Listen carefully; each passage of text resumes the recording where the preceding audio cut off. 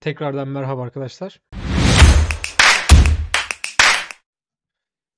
Az önce bahsettiğim kartı buldum. Kart bu. Yani ortalama bunun gibi bir şey yapacağız.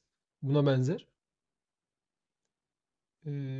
Ama bizim kullandığımız, aslında daha küçüğünü yapacağız. Şöyle e, şu kadar bir şey olabilir. Öyle söyleyeyim. Bütün malzemeleri küçük bir yere dizmeye çalışacağız. Üzerinde de ekran olur. SD kart da olur üzerinde. Ses için çıkış koyar mıyız bilmiyorum. Ama pinlerini dışarı alırız. Belki üzerine bir kart yaparız modül. Seslerini öyle ekstradan kullanabiliriz. Yani şöyle görebilirsiniz. Bu da şu an çift işlemcili kullandığımız NXP. Hocam 3D görüntüsü eklemediniz. İşlemci PCB kötü görünüyor. Anlayın. PCB bazen kötü görünebilir arkadaşlar. Sorun yok. Her zaman 3 boyutlu koymamız gerektiren bir durum yok. 3 boyutlu koymamızın en büyük sebebi hani diyelim ki bunun üzerine heatsink koyacağız, soğutucu koyacağız. Oradaki marjinlere yani oradaki mesafeye falan bakmak için olabilir. Hani çoğu insan bunu görsel olarak da kullanıyor. Güzel tabii hani işin reklam boyutuna girdiği zaman marketing olarak iyi bir şey.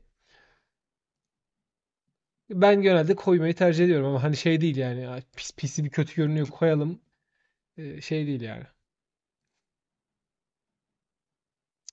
İndirdim aslında. Sağ olsun kim Alper'di galiba. Evet Alper Kaplan buldu yolladı. Şöyle 3 boyutlu görüntüyü, 3 boyutlu dosyayı yüklemek için step olması lazım bu arada. Step AP214 formatında. Şuradaki butona basıyorsunuz ya da bu yoksa sizde. Şuradan Place 3D Body dediğiniz zaman indirdiğiniz dosyayı buradan gösteriyorsunuz. Ben bu layer için M13 kullanıyorum. Bunun da bir çevresini şöyle çiziyorum hatta. 0.1 diyeyim buna.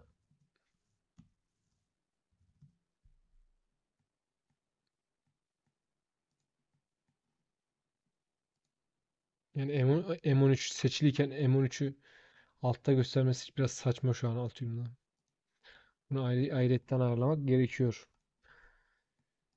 Burada ben bir de ortasına bunun şeyde olması için Pick and Place'te gözükebilmesi için yani makinede şöyle bir ortasını belirleyen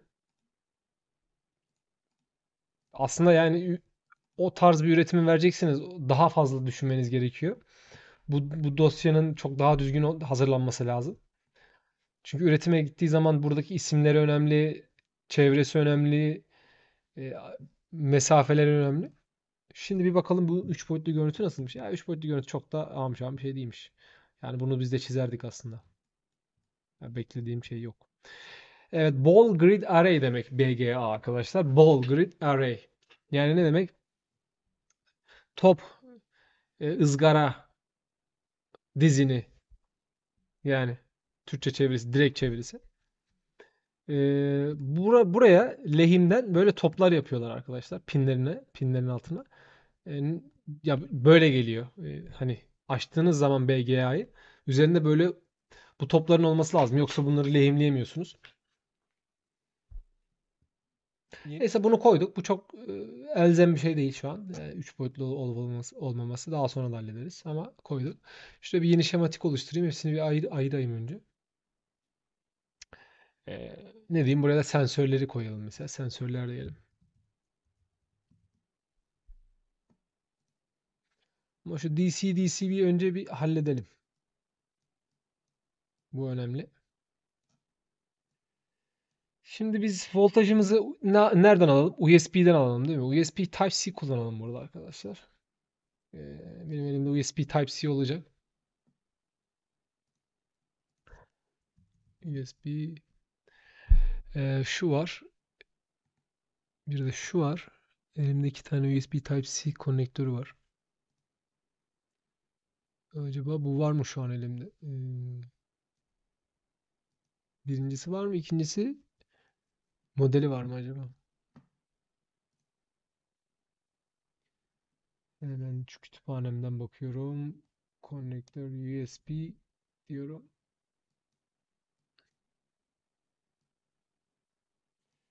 Evet, daha önce çizmişim galiba. Evet, daha önce çizmişim. O da budur. Bu da varmış elimde. Ha, bu da SMD. Aa, bu daha iyi. Bunu koyayım o zaman. Ne yapacağız? Önce voltajı alacağız değil mi yani biz? Evet, arkadaşlar, USB Type-C'de power alabilmek için CC pinlerini rezistör bağlamanız lazım. Yani direnç bağlamanız lazım. Direnç bağlamazsanız karşı taraf tanımıyor. Çünkü USB Type-C'de e, yani bunun protokolleri var, işte USB PD diye geçiyor.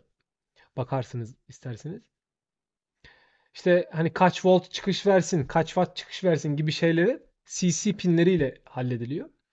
CC pinlerine bağlı dirençlerle hallediliyor daha doğrusu. Hatırladığım kadarıyla buraya 5.1K bağlıyorduk. 2 CC pinle de 5.1K rezistör. Sizde de bulunan şeyi açayım. 0603 kullanacağım. Hatta derseniz ki bu da Extreme olsun, madem BGA kullanıyoruz. 0402 de yapabilirim. Daha önce yaptığım bir proje var. Oradan bakabilirim. Document neydi?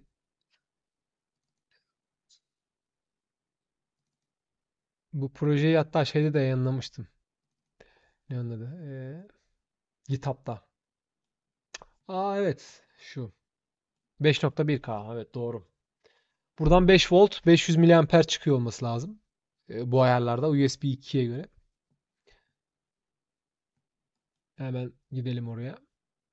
Şey, ne dedik? 5.1K. 5.1K, evet. Burada çeşitli malzemeleri görüyorsunuz. Rastgele istediğinizi seçebilirsiniz ama işte tolerans ve şey düzgün olsun. Evet, bunu koyduk. Şöyle koyalım. CC1'e. Bu şeylerin standardı var arkadaşlar. USB PD diye bir standart var. Bunu USB Alliance oturuyor. Diyor ki işte USB'de görevli komite. Ya ne yapalım diyorlar mesela. USB Type-C diye bir şey çıkartmışlar. Peki nasıl haberleşsin demişler. Hani nasıl birbirini tanımlasın? Şimdi mesela birisi USB source, birisi USB sink. Yani birisi kaynak, birisi de alıcı.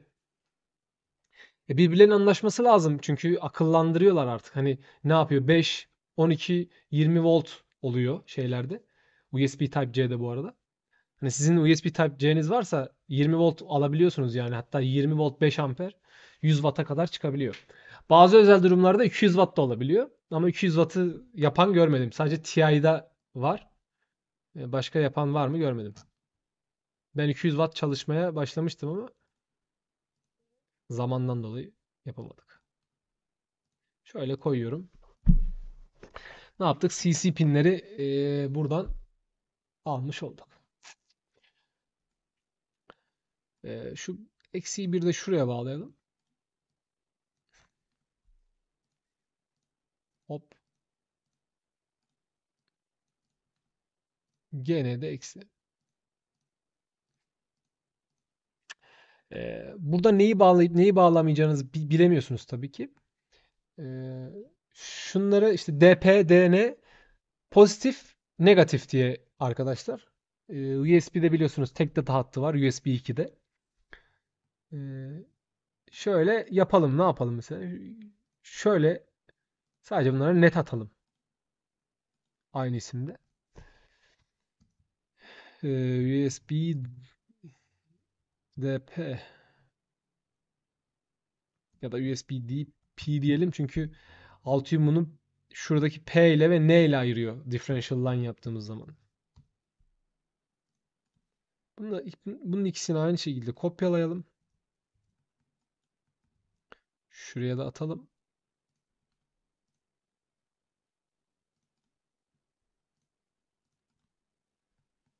Burası da bağlanan çıkan voltaj buradan geliyor. Ee,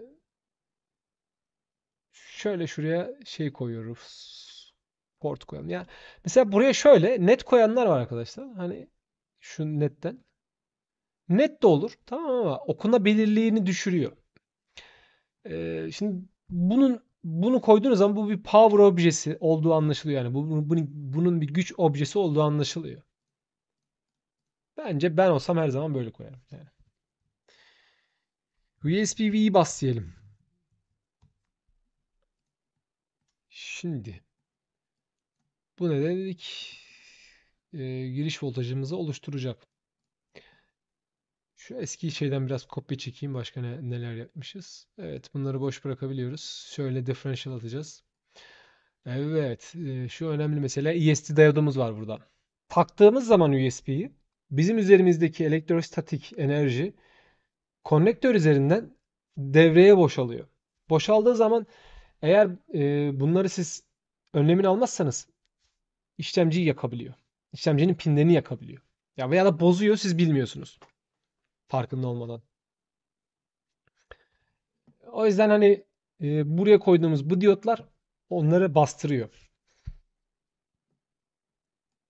Bu tarz konnektörlerle yani hot plug olabilen konnektörlerle bunlara hot plug diyoruz bu arada. Hani devamlı kullanıcı istediği zaman çıkarıp takabilir. Bu tarz şeyleri her zaman şey yapmanız gerekiyor. ESD diyot atmanız gerekiyor.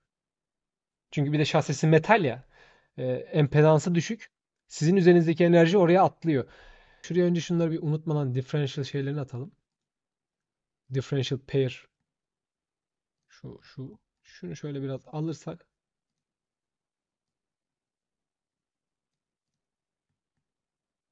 Evet, burası karışmamış oldu. Tamam. Girişimiz girdi. Şimdi girişi ne yapacağız arkadaşlar? Buradaki voltaj biraz salınımlı olacaktır. Çünkü neden? Kablodan geliyor bize. Bunu ne yaparız? İstersek önce bir şey yaparız. Kapasitörle 603 olur, 805 olur. Bu arada bu kütüphaneyi nasıl yükleyeceğinizi gösterdim arkadaşlar daha önce. O yüzden bu kütüphaneyi kullanıyorum. Hani siz de aynısını kullanıp aynı devreyi çizebilirsiniz. Şuraya biraz şey atmam gerekiyor. Kondansatör atmam gerekiyor. Çünkü buradaki voltaj salınımlı olacaktır.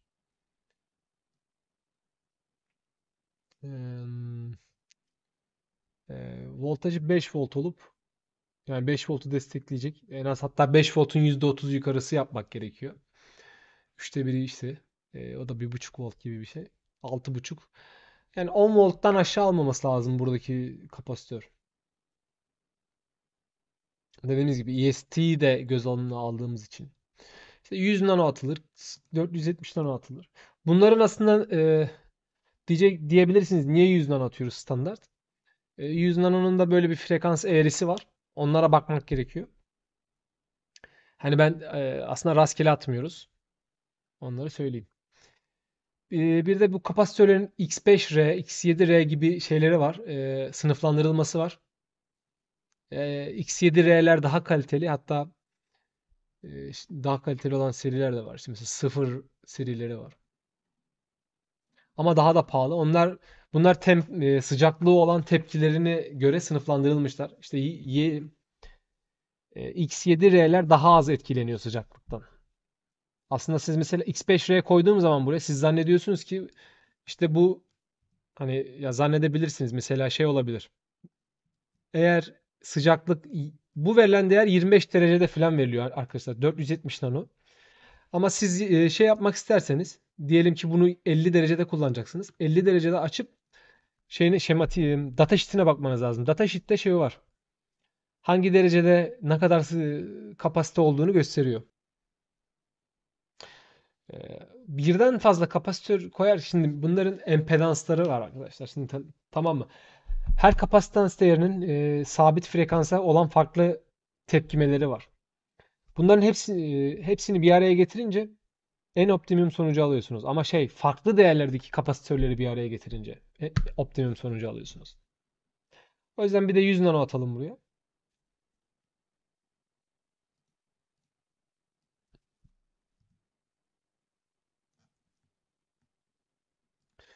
Ondan sonra bir tane de İşte 4.7 mikro olur falan. 6-8 değil de 4.7. Heh, 10 voltluk bulabildik. Onu da işte mikro kapla yapabilirsiniz. Mikro kap gösterdim. O zaman şeyi modellemeniz gerekiyor. Kapasitörü modellemeniz gerekiyor. İşte iç direncini, iç bobin değerini.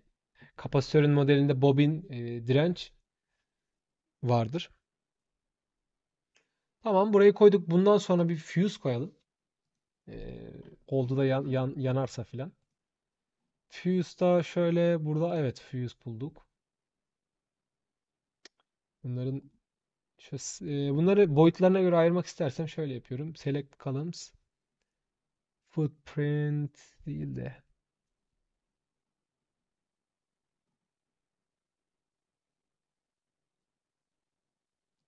package case olması lazım.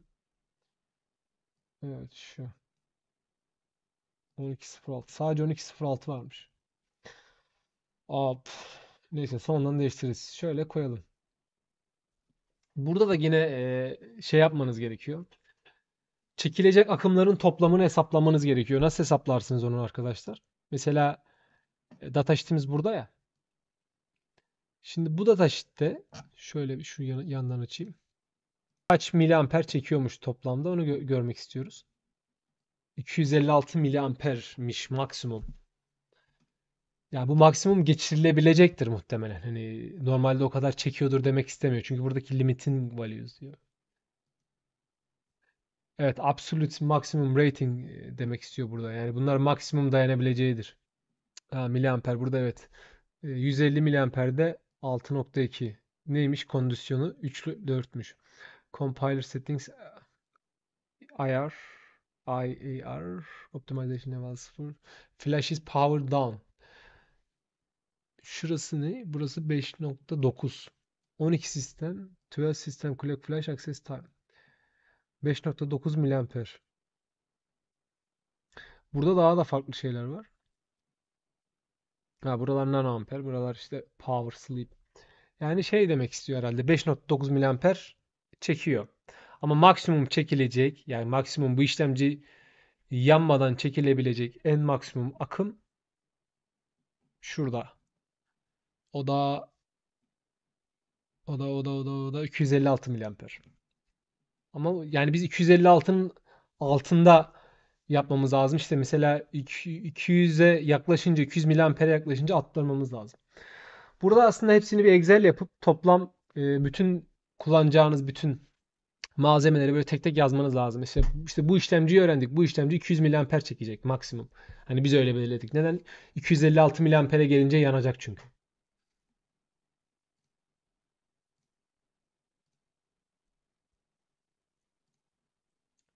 Ee, Yani öyle rastgele kafama göre şey değeri atamam buraya. Eğer devreyi korumak istiyorsam. Ha, şimdilik rastgele atıyorum ama normalde onun hesabı yapılması gerekiyor.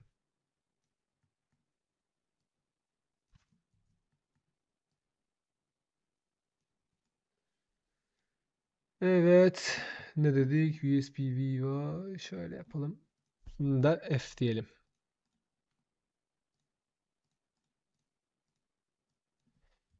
USB V bus F. Fuse'dan yani çıkma fuse. Tamam. Şimdi eee, şimdi ne yapacağız? Biz işlemciyi beslememiz lazım. Ha, pardon. Bir de buradaki gelen voltaj 5 volt. Şimdi biz bunu önce bir düşürmemiz lazım 3.3'e.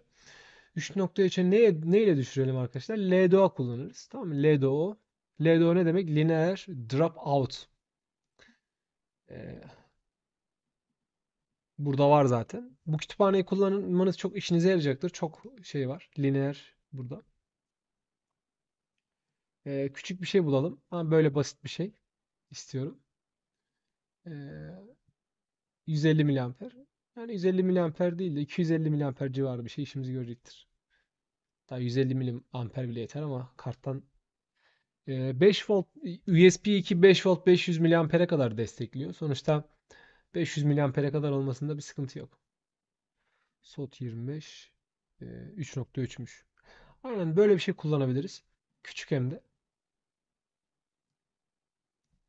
Şöyle gördüğünüz gibi. Ops. SOT 23.5. Ee, Şimdi burada mesela kullanacağınız zaman LDO normalde bunu nasıl seçersiniz? Bunun çıkışında Ripple vardır arkadaşlar. 3.3'ü ne kadar sabit tutabiliyor? Ne kadar iyi sabit tutabiliyor? Çok önemlidir bu. Bir de voltaj drop out ne kadar onu bilmeniz lazım. Şimdi giriş 5 voltsa bak minimum verebileceği çıkış nedir? Yani burada drop out diyor ya 0.4 voltmuş mesela. Yani ben buna hani 3.3 artı 0.4 ne yapar? 3.7. Minimum buna 4 volt falan vermem lazım benim 3.3 olduğu için. Yani hani 3.7 hesaplıyorum ama onun da bir toleransı olması lazım. Daha yükseğini vermem lazım. Çünkü o zaman regülasyonu daha iyi sağlayabiliyor. Hani o yüzden 5 volt vereceğin zaman bu 3.3 için ideal. Yalnız şu an Digical'de yokmuş. Şuradaki işaret onu gösteriyor. Ama bu da çok büyük ya. Elimde gerçi var bundan. Bunu sığdırabilirsek bunu direkt koyabiliriz. Evet bunu koyuyorum. Şunun bir datasheet'ini bir okuyalım ya. Görüyorsunuz içeride clock şemasını gösteriyor. Ee, Bunu da anlamak önemli. Her birim nasıl clock besleniyor. Dijital elektronik alanlar varsa bilirsiniz. Clock olmadan herhangi bir dijital devre çalışmaz arkadaşlar. Evet, BD'de zaten maksimum 3.96'ya kadar alıyormuş yani. Sonuçta ha, o zaman şöyle çalışıyor. Ha, acaba bir hardware design guide var mı bunlarda onu merak ediyorum. Hardware design guidelines. Evet, buna bakıyoruz. Using internal DC-DC converter demiş. Ee, tamam, kullanalım. VBAT PMU, VBAT DC-DC. Dediğim gibi yani bu bilgileri arkadaşlar kendiniz kafanızdan uyduramazsınız. Firma ürettiği için bunu firma biliyor nasıl yani konfigüre edileceğini. O yüzden buna bakmak zorundasınız yani. İşler karıştığı zaman veya ne bileyim, 4 çekirdekli işlemciye yaptığınız zaman kalkıp kafanıza göre bunu yaparsanız daha sonra hata çıkacaktır. İlla ki bakmanız gerekiyor. Hmm. 3.3 core. Tek bir şey var. DC-DC core'la beslemiş. Sen ne diyor? 22 mikro 100 nano 47 pico öneriyor. Core supply for applications with DC-DC converter VDD PMU and FP are tied at PCB level. Okay. Supply of DC-DC output. Hmm. Ne yapalım? Biz de buna göre yapalım o zaman. VBAT PMU ile VBAT DC-DC'yi birleştirelim. VBAT PMU ile VBAT.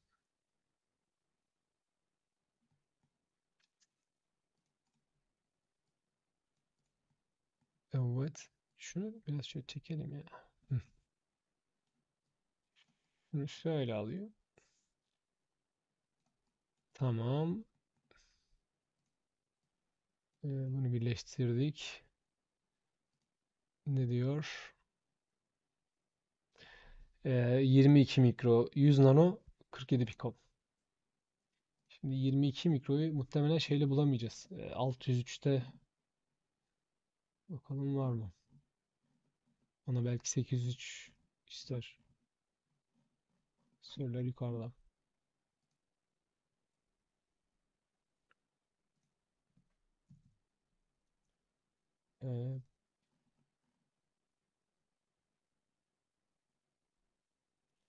22 mikro var ancak 6.3. Evet 6.3 olabilir.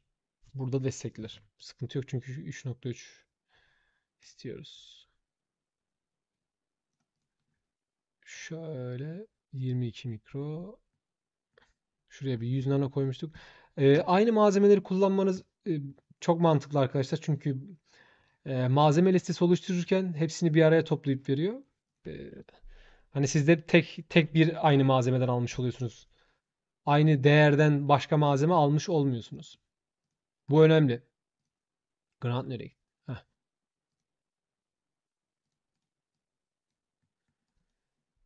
şunu da bağlayalım.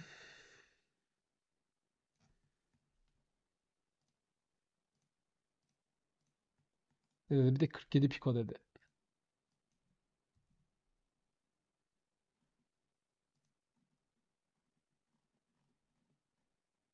47 piko. 47 piko. Evet. Elinizde eğer malzemeleriniz varsa böyle benim gibi ben daha önceden. Ya büyük firmaya çiziyorsanız bunları önceden hani şuradaki üretici numarasına göre çizmeniz daha mantıklı. Ama kendiniz biliyorsanız hani rastgele değiştirebiliyorsanız hiç sorun değil. Hani bunlar daha sonra Excel olarak üretiyor malzeme listesini Altium. Orada kendiniz istediğinizi ekleyebilirsiniz, değiştirebilirsiniz. Önemli değil. Ne yaptık? Ee, Nereye gittik? Şeydeydik ha.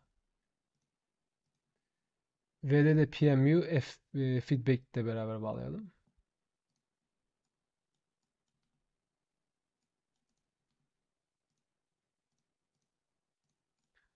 Ondan sonra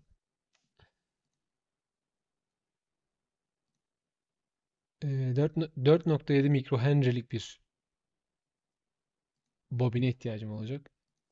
Peki bu bobinin değerlerini veriyor mu? Kaç amper geçecek üzerinden? Ee,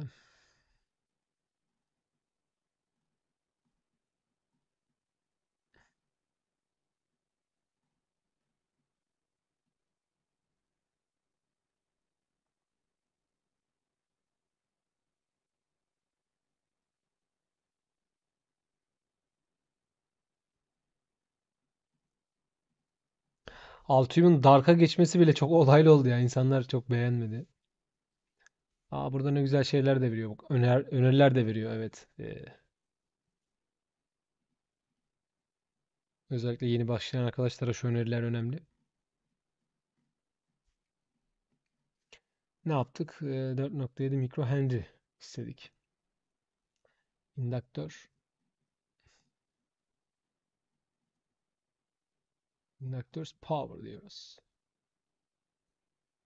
Yani 300 miliamperlik bir şey işimizi görür diye düşünüyorum. Çünkü çok hani az önce hesapladık kabaca. Şöyle non standart.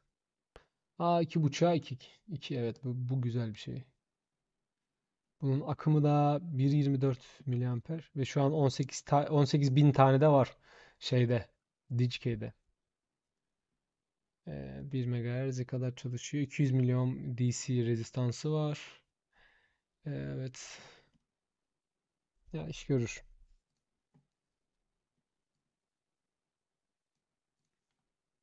Şöyle miydi? Ee, Bunu karıştırıyorum her seferinde. Evet, bir de oradan 22 mikrofaradla eksiye vermiş.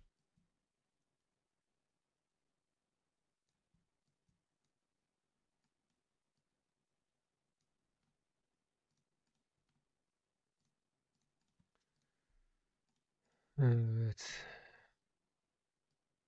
Şunların hepsi VSS olduğu için bunlar da eksidir muhtemelen. Şöyle yapıyorum. Yine shiftle çekiyorum ben. Kopyalarken shiftle çekiyorum arkadaşlar. Yani CTRL-C, CTRL-V yapmıyorum. Mouse'la birlikte sürükleyince geliyor. Evet. Şu reset önemli. Reseti muhtemelen artıda tutmak, pozitifte tutmak gerekiyor olabilir.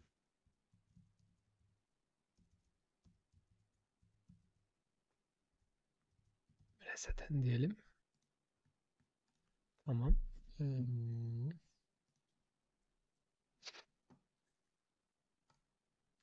Evet.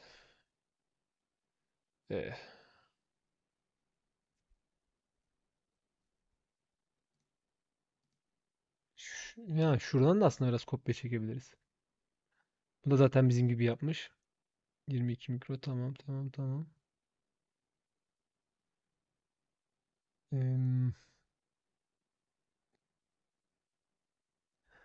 evet.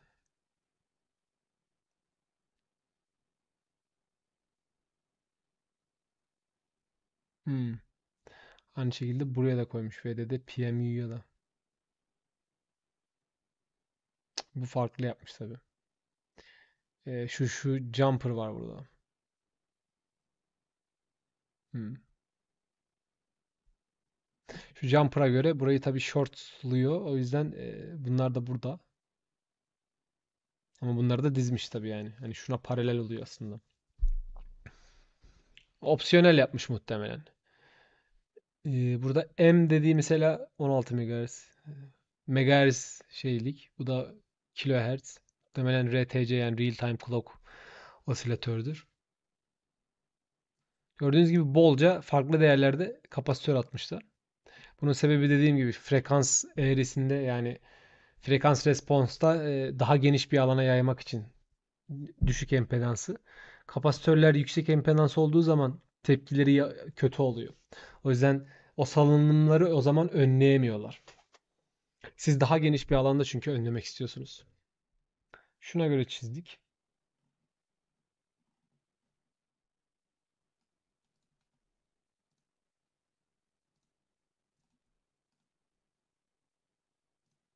Şöyle hemen ismini değiştireyim.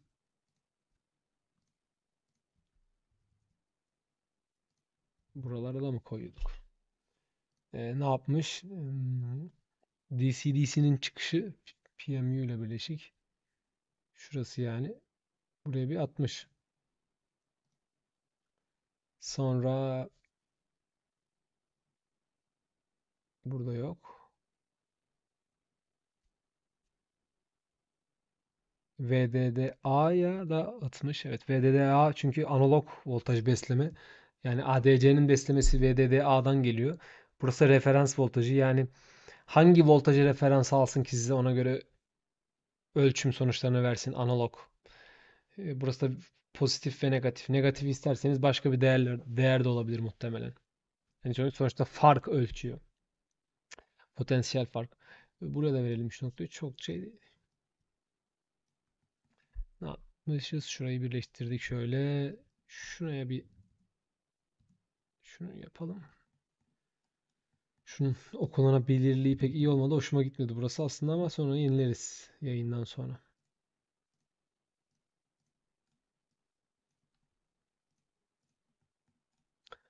Evet, burayı yaptık.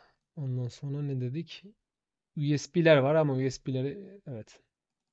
Şunu alıyorum. Şu USB tarafına da bağlayacağım çünkü. Şuna. Şunu şöyle ayırıyorum. Şöyle dursun burada. Kopyalama yapıştır yöntemi güzel. Bu yaptığınız power objeleri kopyalayıp yapıştırın arkadaşlar ki çünkü yeni yazmada isim hataları olabiliyor. O yüzden şey yapamıyorsunuz. Hmm, hani birbirine uyuşmayabiliyor. Ne yapalım? Şimdi burada bir de şuraya kapasitör atmamız lazım. Neden? Çünkü buradaki salınımları da olmasını istemiyoruz. Bunlar da öyle atmışlar çünkü. Yü- Ya ilginç mi? Bunun az önce gösterdiğiyle şurası farklı. Mesela burada VBAT DC DC'yi atmış. Buraya atmamış. Orada oraya atmış. Gerçi burası 3.3 ve core olduğu için bunların şuraların hepsi paralel oluyor birbirlerine. Ama burası değil. VD'de PMU ya da 47 100 nano 22 atalım. Şöyle yapmışlar.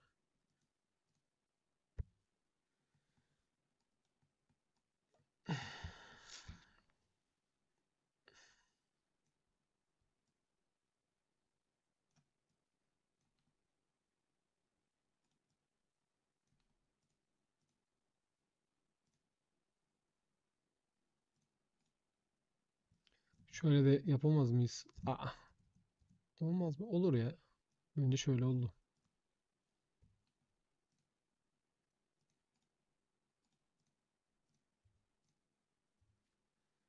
Hmm. Ne yaptık?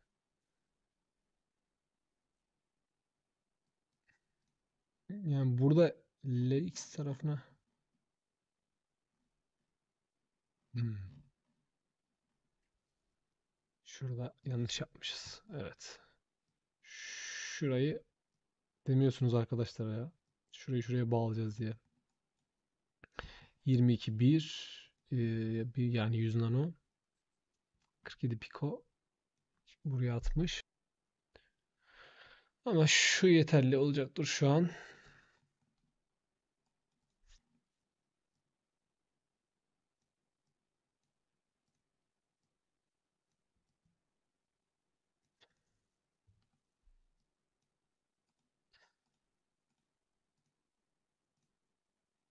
Bunları koyduk. Bunları koyduk.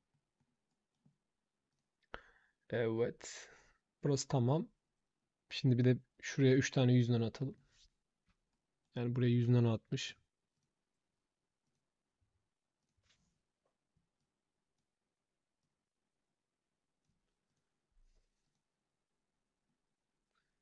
VD'de A'ya da 100 nano atalım şuraya yani.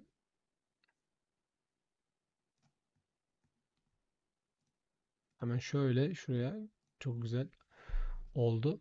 Peki şeye kaç tane? Oh, buraya da bolca atmış. 2, 4, 6, 8, 9. Yani her bir pin için bir tane atmış. Bizde 4 tane pin var. Biz 4 tane atalım. Her bir pinin altına koymamız gerekiyor. Şöyle okunabilecek şekilde hepsini mesafe bırakayım.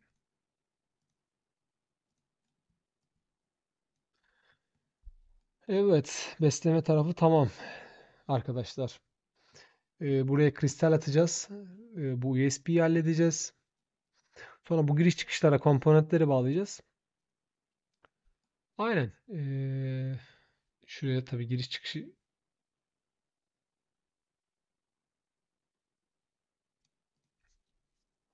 şunu da bağlamamız gerekiyor. Yani buraya USB şeyi nereden veriyor?